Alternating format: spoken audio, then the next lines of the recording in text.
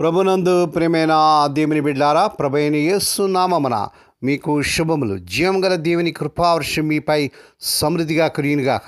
ఈ దినం అనగా ఫిబ్రవరి నెల 23వ తారీఖు 2026 సోమవారం హోలీ ట్రినిటీ చర్చ్ మినిస్ట్రీస్ వారు అందించు అనుదినమన్న ఈ దిన మన ధ్యానాంశం శ్రమలు ఓర్పు. దేవుని వాక్యం చదువుకుందామండి. 2 కొరింథీయులకు రాసిన పత్రిక 2వ అధ్యాయం 14 వచనం.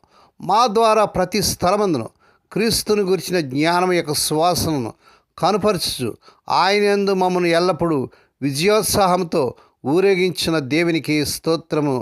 దేవుడు తన పరిశుద్ధ వాక్యమును దీవించుగాక. దేని బిడ్డారు, మీరంతా ఎలా ఉన్నారండి? మీ ఆరోగ్యాలు ఎలా ఉన్నాయి? మీ కుటుంబాలు అందరూ బాగున్నారా?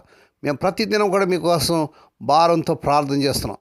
దేని బిడ్డారు, ప్రతి ఉదయకాలం లేచిన వెంటనే ప్రార్థన చేసుకుని కొంత సమయం మరి దేవుని వాక్యం దగ్గర గడుపుతున్నారా?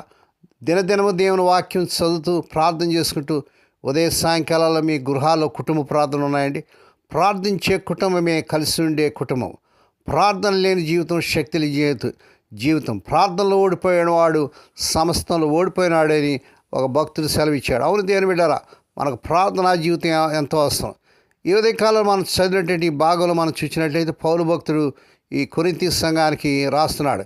ఈ 2 కొరింథీ 2వ అధ్యాయం 14 వచనంలో మా ద్వారా ప్రతి స్థలమును క్రీస్తు ప్రభుని గురించిన జ్ఞానం యొక్క సువాసన కనపరచుతూ ఆయనందు మమ్మల్ని ఎల్లప్పుడూ విజయోత్సాహంతో ఉరిగించిన దేవునికి స్తోత్రం అంటున్నాడు.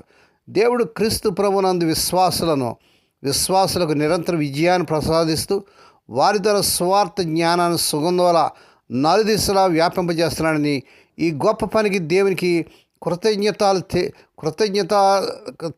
కృతజ్ఞతలు తెలియజేయాలని ఆ పౌలు భక్తుడు మరి రాస్తున్నాడు. విజయోత్సాహ విరోగింపు. పౌలు గారు కాలంలో రోమన్ సైన్యాధిపతులు యుద్ధంలో గెలిచి తిరిగి వచ్చేటప్పుడు ఆ జరిపే విజయ యాత్రను ట్రయంపల్ ప్రొసెషన్ అంటారు. ఇందులో పోలికగా తీసుకున్నారు. దేవుడు మనం క్రీస్తు ప్రభువులో భాగస్వాముగా చేసి అపవాదిపై గెలిపించి విజేతగా ఒరిగించాడు. ఎంత గొప్ప విశేషం అండి. జ్ఞాన సువాసన.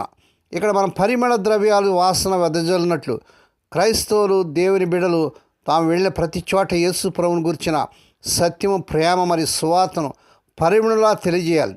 దేవుని బిడ్డ, క్రీస్తు ప్రభు యొక్క సువాసన, జ్ఞాన సువాసనను తెలియజేస్తున్నావా? దేవునికి కృతజ్ఞత. మన సొంత బలంతో కాకుండా క్రీస్తు ప్రభు బలం ద్వారానే ఈ విజయం మరియు సువార్త వ్యాప్తి సాధ్యమవుతుందని ఇందుని బట్టి దేవునికి స్తోత్రాలు చెల్లించాలి. ఈ వచనంలో కష్టకాలంలో కూడా విశ్వాసికి క్రీస్తు ప్రభువు విజయం ఖాయమని, వారి జీవితం సువార్త పరిమాణాన్ని లోకానికి అందించాలని బోధించబడుతుంది.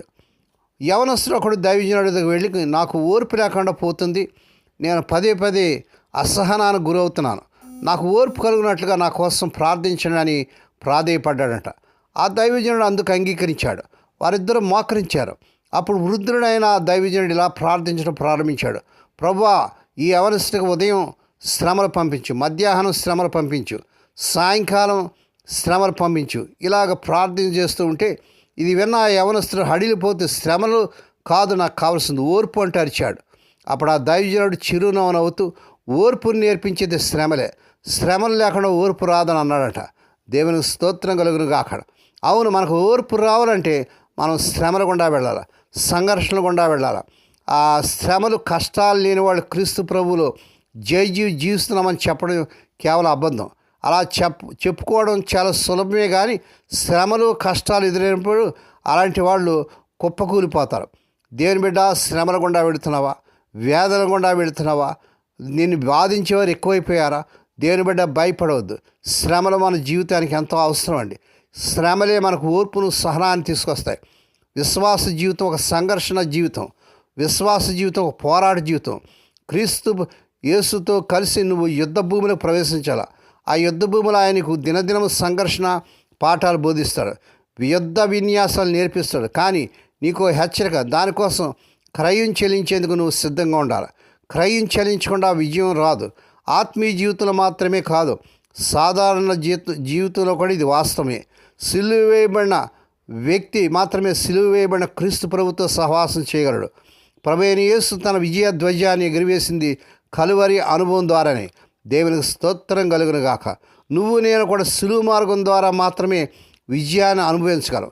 శిలువ శ్రమల ద్వారా మాత్రమే మనం విజయోధ్యాయాన్ని ఎగురవేయగలం. హల్లెలూయా. దేవుని బిడ్డ, నీకు ఓర్పు లేకుండా పోతుందా? నీకు ఓర్పు కావాలా? సహనం కావాలా? అలాగే శ్రమల కొలుములో ప్రవేశించు. దేవుని బిడ్డ, విజయాన్ని కోరుకుంటున్న దేవుని బిడ్డ, నువ్వు శ్రమలను ఆశించు, శ్రమల కోసం ప్రార్థించు. శ్రమలు దేవుని బిడ్డ మీకు ఓర్పుని నేర్పిస్తావు. ఓర్పు నిన్ను విజయ మార్గం నడిపిస్తుంది. ఆయనను మనల్ని ప్రేమించిన వారి ద్వారా మనం వీటన్నిటిలో అత్యధిక విజయం పొందుతున్నాము. మరణమైనను, జీవమైనను, దూతలైనను, ప్రధానులైనను, ఉన్నవైనను, రాబోయేవైనను, అధికారులైనను, ఎత్తైనను, లోతైనను, సృష్టింపబడిన మరి ఏదైనను మన ప్రభువైన యేసుక్రీస్తునందరి దేవుని ప్రేమ నుండి మనల్ని ఎడబాపనేరవని రూఢిగా నమ్ముతున్నానని పౌలు భక్తులు రాస్తున్నాడు. రోమిలకు రాసిన పత్రిక 8వ అధ్యాయం 37 నుంచి 39 వచనాలు. నన్ను బలపరచువాని అందే నేను సమస్తం చేయగలను కూడా ఫిలిప్పీ 4వ అధ్యాయం 13 వచనంలో పౌలు భక్తుడు ఈ చక్కని వాగ్దానం రాస్తున్నాడు. దేవుని బిడ్డ, ఈ వాగ్దానం పట్టుకొని ప్రార్థన చేయి. శ్రమలు మనకు ఎంత అవసరం అంటే, కష్టాలు, వేదనలు మనకు వచ్చినప్పుడే మనం సరైన ఓర్పు, సహనం నేర్చుకోగలం, ప్రభులో బలపడగలం, ప్రభులో ముందుకు సాగలం. ఆ రీతిగా చేటుకు పరిశుద్ధాత్మ దేవుడే మీకు సహాయం చేయను గాక. దేవుడి మాటలు దీవించను గాక. ప్రార్థన చేసుకుందాం. పరిశుద్ధుడైన మా తండ్రి, నీ పరిశుద్ధ నామమునకు వందనాలు, స్తోత్రాలు చెల్లించుకున్నాం నాయన. మా తండ్రి, ఉదయకాల వర్తమానం అనేకలు దీవెనకరంగా ఉంటూ సహాయం చేయండి.